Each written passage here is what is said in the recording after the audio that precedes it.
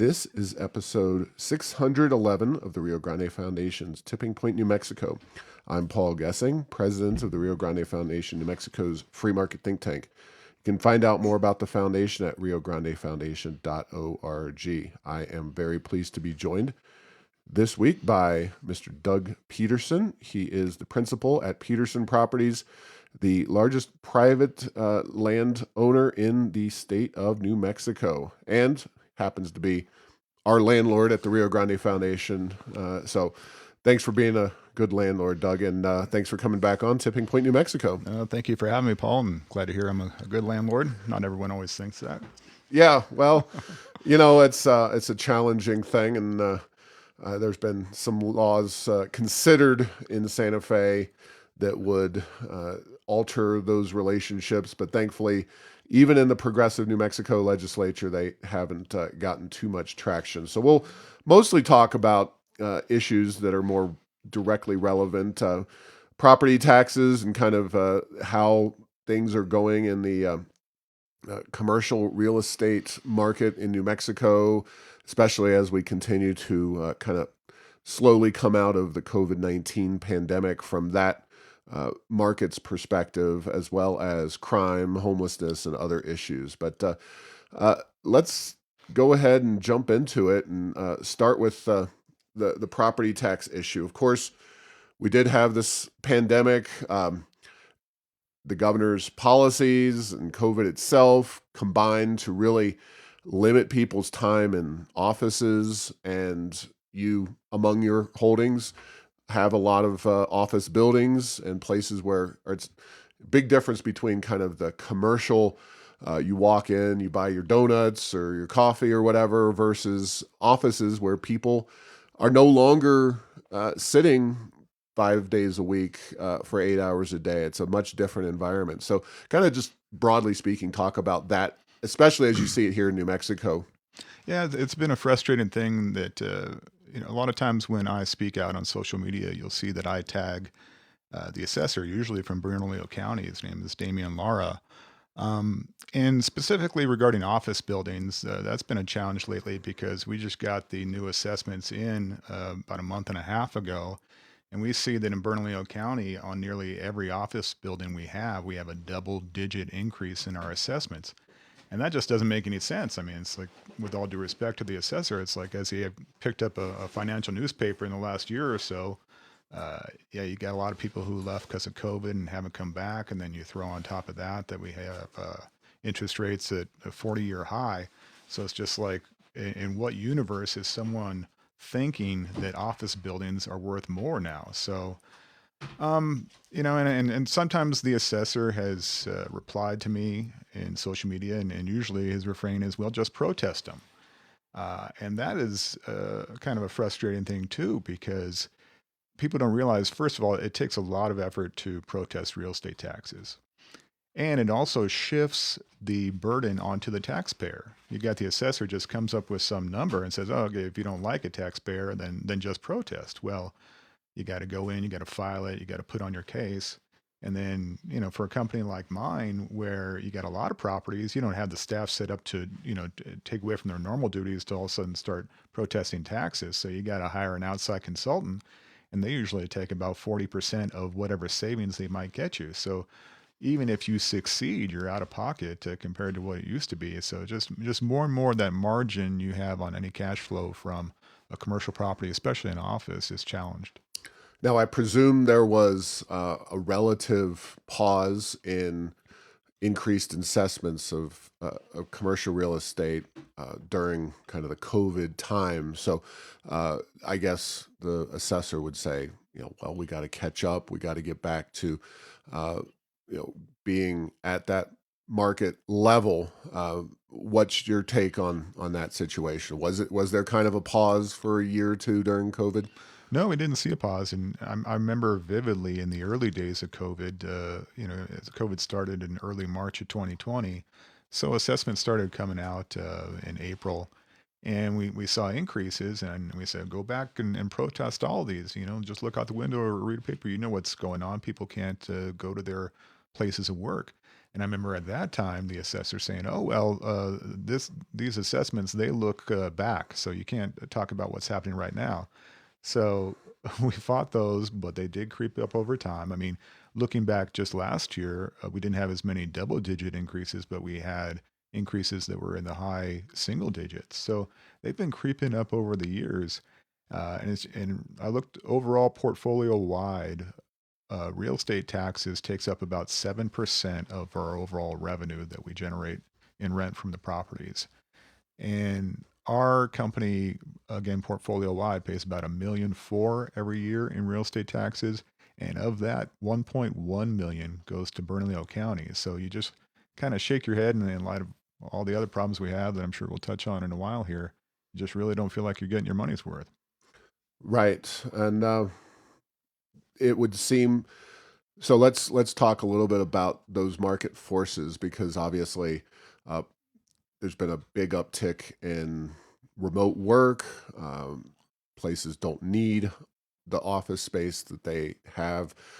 New Mexico's economy remains kind of in a muddle. It's not really uh, going great guns, so we're not seeing a lot of new businesses coming here and demanding office space, whether it's strip malls, commercial kind of office centers, or places where you're having people doing work maybe out of the public view in a high rise, that kind of thing.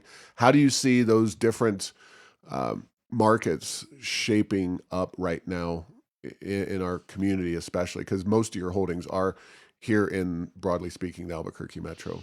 Yeah, and there's not a lot to be optimistic about when it comes to that kind of business space. I think my company has probably survived and done better than others because we were quicker to the market in chopping up big office spaces. You know, if you have something that's, say, 3,000 square feet and you lose a tenant, a lot of landlords will just hang around and say, well, when am I going to get that new 3,000 square foot tenant? And they're not coming anymore because those are larger organizations that really don't find New Mexico attractive. So the only way we've continued to fill spaces is by investing in chopping up those bigger spaces into smaller, usually like one person offices, and those they can rent. But it's still not something that warrants the type of increases we're seeing, and it's by no means reflective of like a robust economy. It's kind of reflective of a bedroom economy where you got a lot of people who have small businesses or single person contracts for governmental or quasi governmental organizations, that kind of thing. They are the kind that rent our office spaces. So I do think part of what's going to happen is a lot of that office space is going to get either demolished or converted to something else. Mm. And, you know, maybe that's part of what the assessor is after. I mean, there was some media coverage about almost a year ago where he was assessing higher vacant properties, especially in downtown. And part of his stated motivation was to try to get those property owners to do something else with their properties, which I don't think is the proper role for the assessor to be doing. But you know, maybe he's doing that for office buildings too, trying to get them people to kind of throw in the towel and have them demolished or convert them over to multifamily. I don't know really what the purpose is. Yeah, so there is talk of a housing crisis and getting more housing to be made available. Now, we'll talk about the homeless situation and any connections that there may be to that in a few minutes, but um, you're a commercial guy. You're not in the business of having apartment spaces, I take it, or do you have that? We do have some apartment Okay. spaces. I should break down, you know, what percentage of our portfolio is, but I would estimate at this point probably no more than 10% of our portfolio is in multifamily. Now, is that something that you have felt the desire to do, whether it's based on market forces or just, I know the mayor in particular has been pushing for hotels and other multi-family or kind of in that building structure style to be moved into apartments and whatnot. Is that something that you've contemplated, have done? Where do you see that whole thing going? I think our interest in it kind of emerged out of necessity. The first property with which I was involved that had multifamily was in downtown at the northeast corner of 4th and Central. That property has some history as a former Woolworths, former Walgreens. A lot of people might remember Maloney's.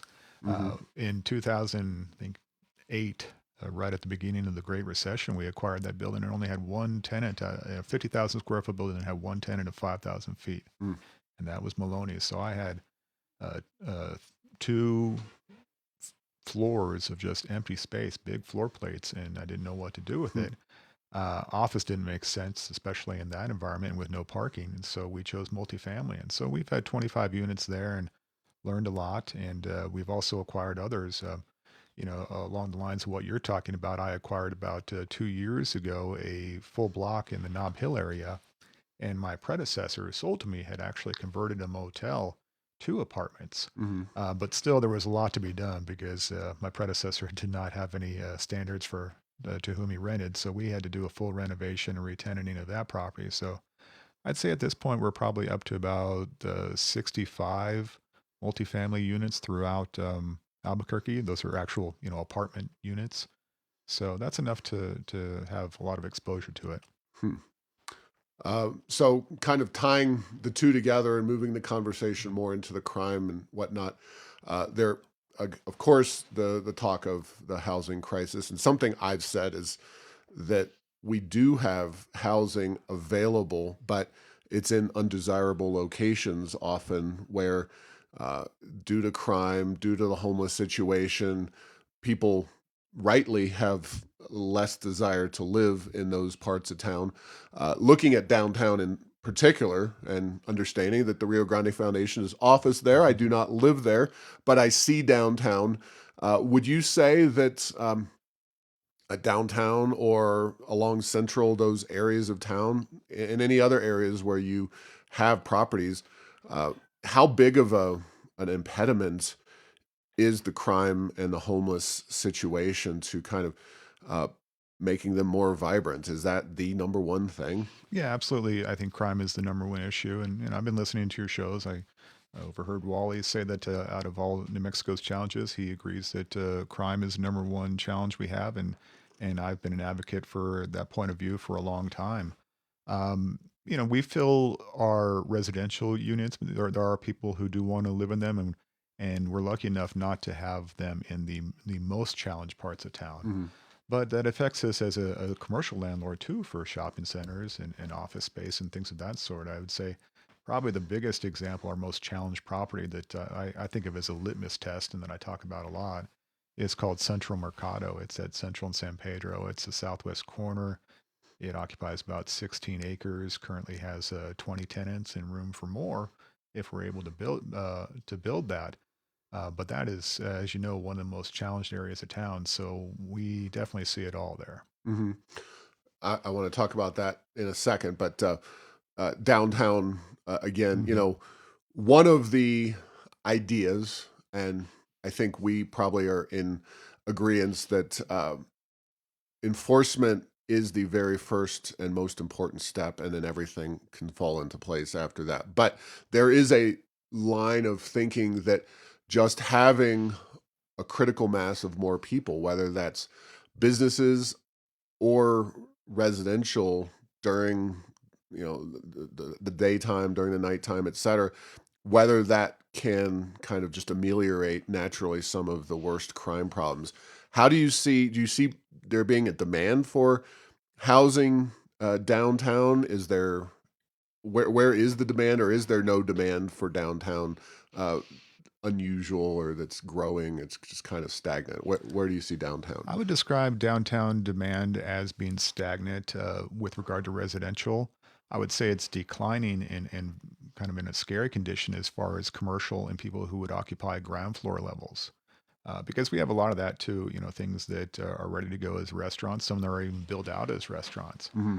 And I mean, the lease rates that I'm asking for those are rock bottom now, kind of put you at a loss almost. Hmm. Definitely nowhere near a rental rate that would inspire somebody to build something new.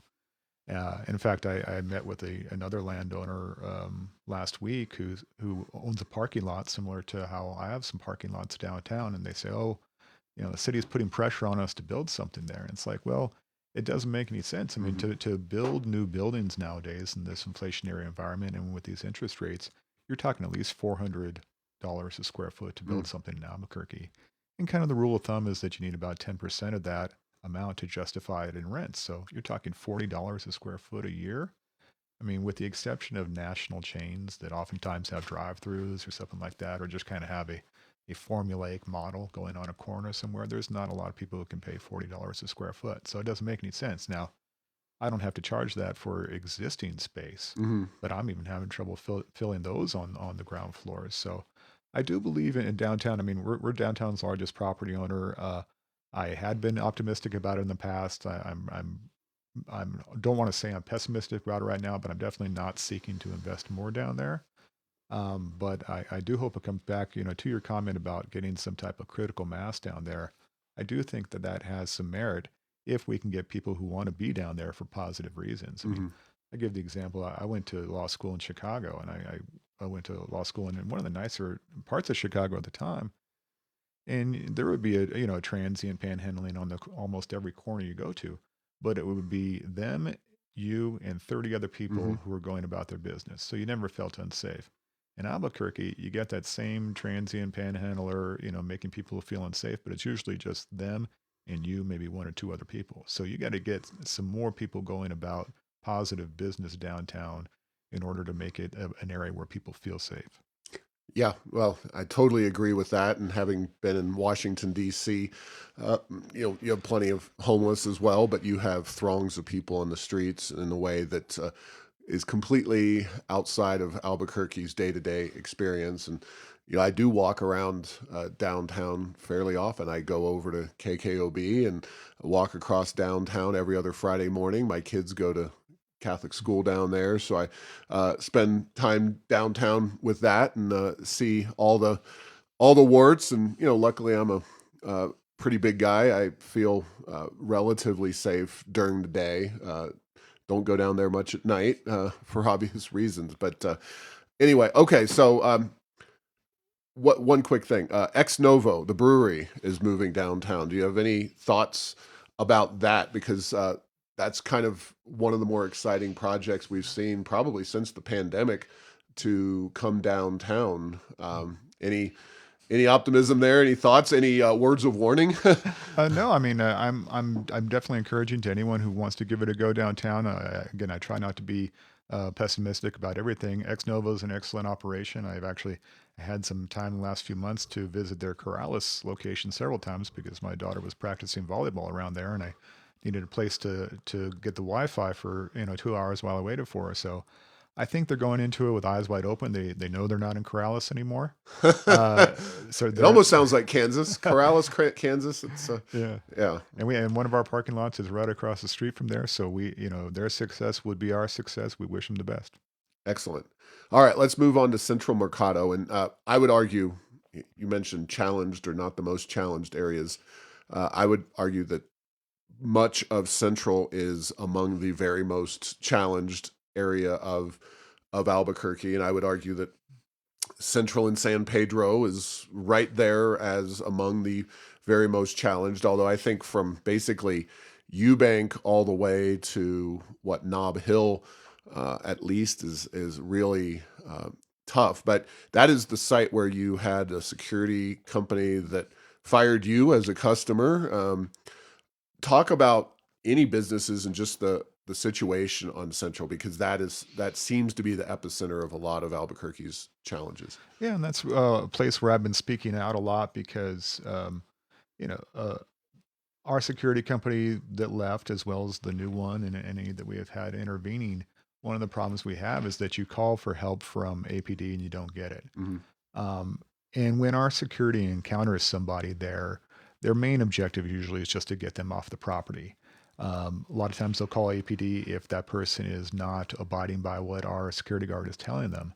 And to have APD be completely non responsive most of the time is frustrating to say the least. Hmm.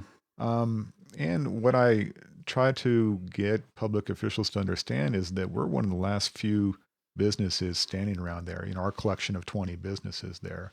I mean, the list of people who have left or organizations that have left that area is long. You got a Walgreens, a CVS, a Walmart, Griff's Hamburgers was they left and they were demolished. You got gas station, convenience store at the corner of San Mateo and Central as well. So just more and more empty buildings, and we've invested to be one that stays around. Hmm.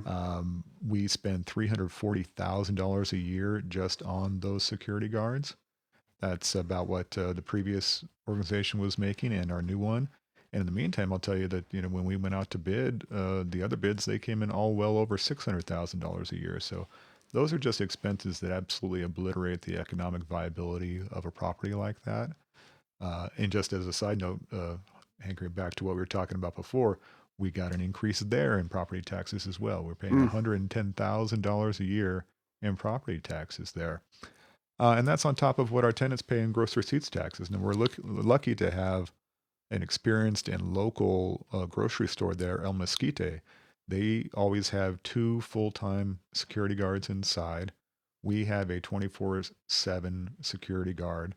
And also we have a cannabis place that, by law, they have to have a security guard as well. So at all times you have about four security guards on property, and still we just have constant struggles of criminal trespassers, people stealing, people openly using narcotics, defecating, urinating, passing out, getting into fights, panhandling.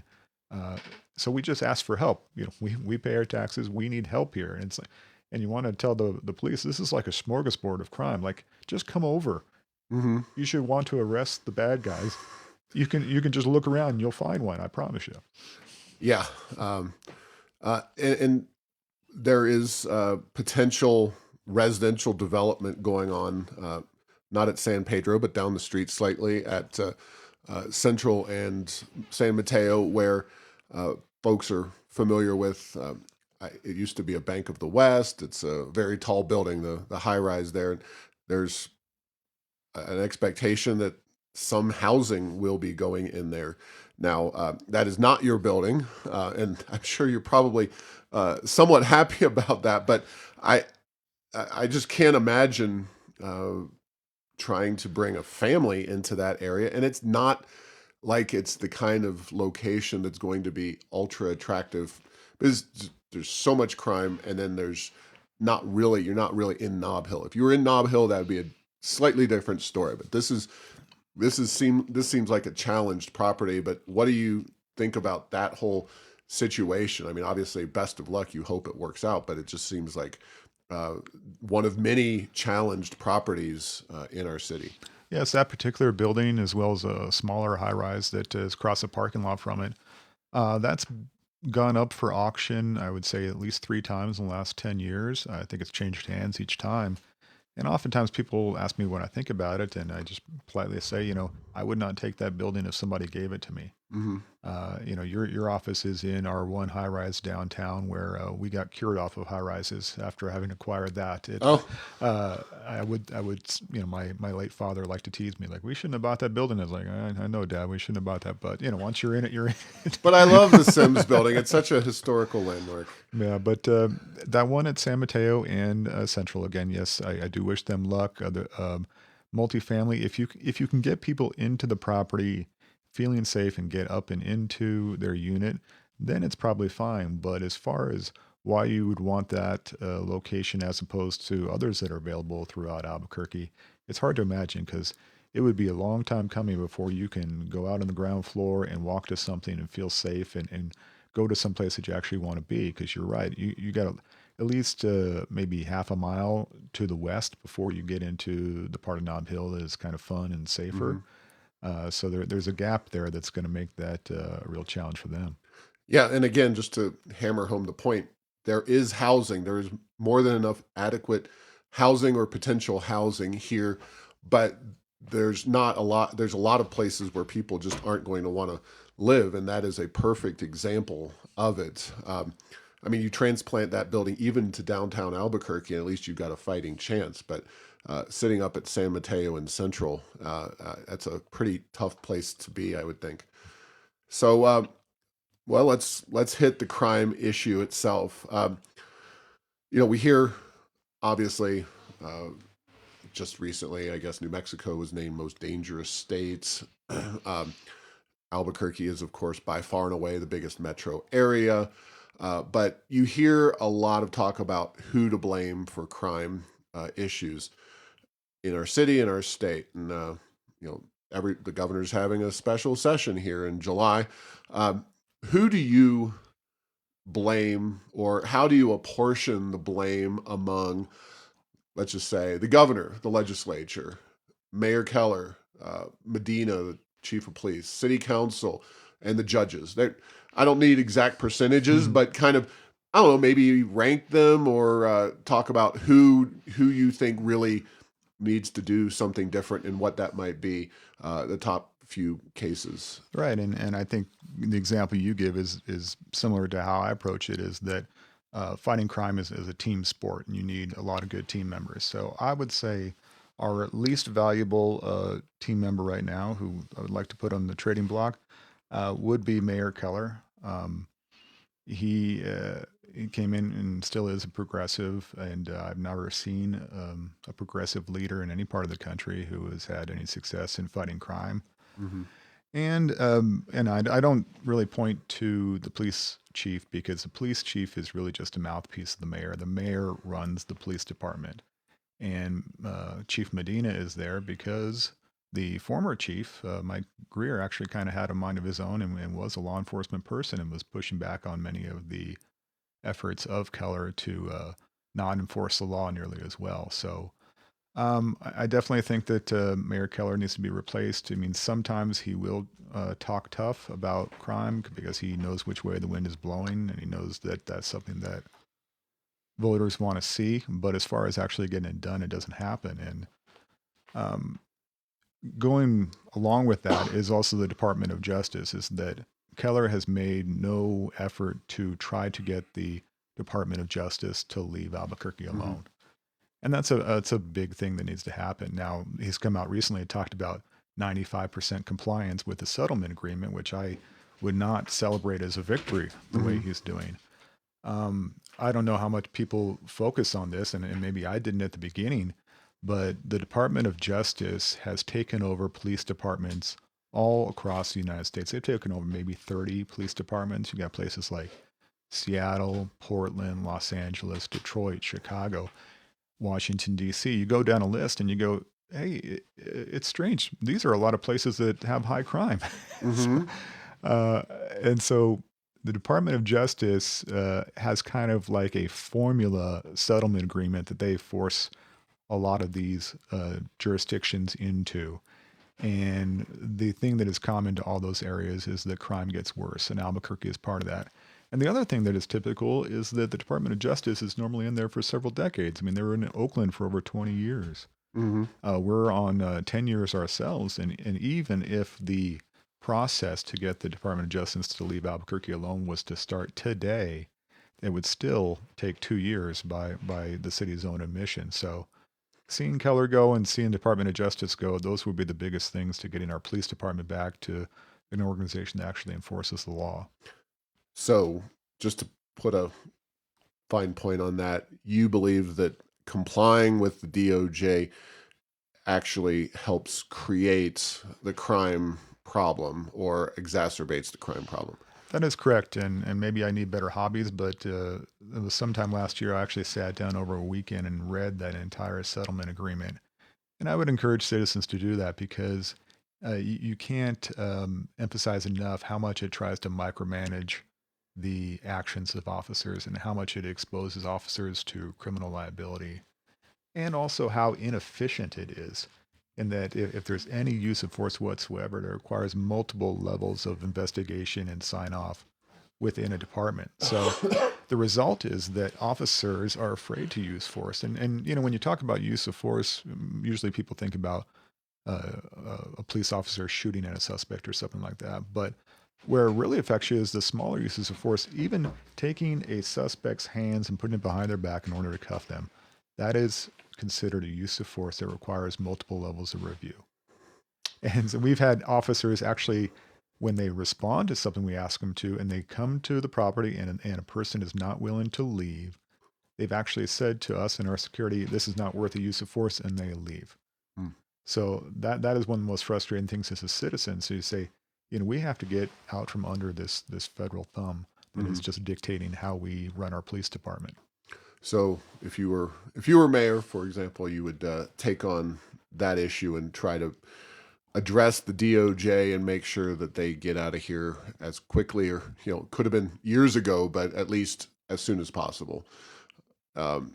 What about just the number of officers in our city? Do you think that we need just more police officers, or is it kind of a chicken or the egg situation until they can really enforce the law?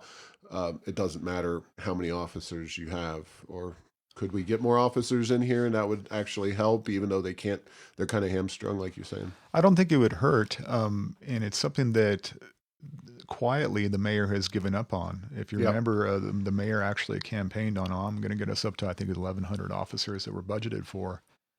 And then in a newspaper piece that was actually about how many civilians were using in the police department, the mayor backed off of that and said, "Oh, well, it's not about the number of officers. It's just about how well we're doing." So we should get more officers in there. Of course, they will not be as effective as they could be if they're not allowed to enforce the law and then they're hamstrung by that Department of Justice settlement agreement. But in the meantime, I don't think we're doing a good job of recruiting those officers. Mm-hmm. All right. Judges. Judges are one that I think fly under the radar screen. People do get to vote on those in elections, and you and I maybe will have to put our heads together and come up with some judges that have done some questionable things, because we have retention elections and all these possibilities for people to engage. And I am very much of the opinion that if you proverbially nail a scalp to the wall with regard to a judge that doesn't get retained because they were soft on crime, that could cause positive ripple effects. But talk about the judges and anything relating to the judicial system that you think maybe could be tweaked or improved. Is it just a matter of electing better people, or are there systemic issues that maybe need to be addressed with the judiciary and the criminal justice system there? Yeah, judges need to also do a better job of enforcing law and realizing that a lot of the people that come in front of them are people who are going to offend again. And so the more they can do to keep that person incarcerated, the better it is for the community. I've actually not done a very good job about keeping a list of who the judges are and quantifying how often they, let people go pre-trial or things of that sort. My involvement really has just been when I see a judge make what I think to be a nonsensical decision that endangers our community. I might share that on social media. I know there was one a few years ago, Judge Cindy Leos, and then subsequently she's made some better decisions. But anytime I see that, I think, oh, it's incumbent upon me to share this with the public that looks at kind of my take on things, that you shouldn't be letting go people who are definitely dangerous to our community. And as much as you talk about kind of the blame game, one of the people that shares a lot of blame is the former district attorney Raul Torres. Raul and I grew up together. If he walked in this room, I'd shake his hand and say, "How you doing?" But he is a Soros-funded progressive district attorney who really let things get worse when he was a district attorney here in Bernalillo County. I will, however, say that I'm happy that he is currently trying to shine a light on pretrial detention and ankle monitors, because those folks kind of, not being held in custody and then committing more crimes while their trial is pending, that's something that we need to put a clamp down on. Yeah, the Journal had basically a love letter to the AG, and I think they're spot on that, and I think they're trying to build those bridges wherever possible. But I think it is safe to say that Raul Torres is a mixed bag when it comes to enforcing the law, and we often disagree with not as much him so far, but certainly Hector Balderas on some of these national legal issues where it's not really related to crime, because that's one of the roles of the AG that we're not necessarily eye to eye with Raul or Hector on some of those particular issues. But let's we're getting close to the end here, and as a business owner or property owner, where do you see this debate happening? We've obviously got elections coming in November. Do you think there's ways that, or even the special session, do you see anything kind of positive percolating out there, whether it's just throwing the bums out, maybe in the special session, getting some legislation going to address crime issues? Or do you just see people have kind of accepted this as the reality and they're not going to change anytime soon? Like Keller's working Mm. for wanting a third term. So, um, I am seeing a change in how some progressives are talking. mhm, Again, I think they're realizing which way the wind is blowing, that you have more and more citizens who are tired of our crime problem and realize that what we've been doing is not working. I guess one of my hobbies is that I actually enjoy and don't mind meeting with people with whom I disagree. So I recently sat down with an attorney named Peter Kubra, who represents a lot of homeless folks and people who are on the streets. I sat down with Nicole Rogers, who's the newly elected District 6 city councilor in mhm, Albuquerque, and safe to say, very progressive. mhm. All very nice meetings, but I think one of the reasons they're meeting with somebody like me and they're starting to change a lot of the things they talk about is they realize that's what citizens want. Now, at the same time, and don't want to be fooled, don't want to be naive. But, once people show you who they are, you should believe them. But I just hope it sticks. I hope that this momentum towards more rationally enforcing the law and not thinking that the enforcement of the law is some type of discriminatory or racist thing or something of that sort. I hope that sticks. A lot of times when I post on social media, I might get a blowback here or there where people say, "Oh, all you ever do is complain, Peterson. You never come up with solutions." And if I do reply, I say the solution is to enforce the law. It's not to Mhm. invent something new. You look at the laws on the books, they were enacted pursuant to our representative government and the way that we make laws in this country and in this state. And then to have executives that go and don't enforce those, that is kind of a perversion of the balanced government that we're supposed to have. Yeah, and in that special session, even the governor, who I'll just say it, I know I disagree with the governor virtually all the time. I think you're broadly speaking in the same boat. I won't put words in your mouth, but she is wanting to address panhandling. Now we'll see. There's obviously what you can do legislatively, but then the U.S. Supreme Court's going to have a bite at the apple as well. Do you see maybe some positive changes potentially coming pending U.S. Supreme Court decision, pending the special session on specifically on the homeless situation? Is that maybe finally an issue that we're going to tackle here? I would say I'm not as optimistic about that because, again, it comes down to the will to enforce. You look at the things that my company struggles with and that our community struggle with, almost without exception, there are already laws that can be relied upon to solve those problems. Um, y- you know, you got people panhandling at an intersection. I took a picture of four of them on my way over here and put up online. Hmm. There's already laws that we can enforce that would do away with that. It's not illegal to be poor. It's not illegal to be homeless.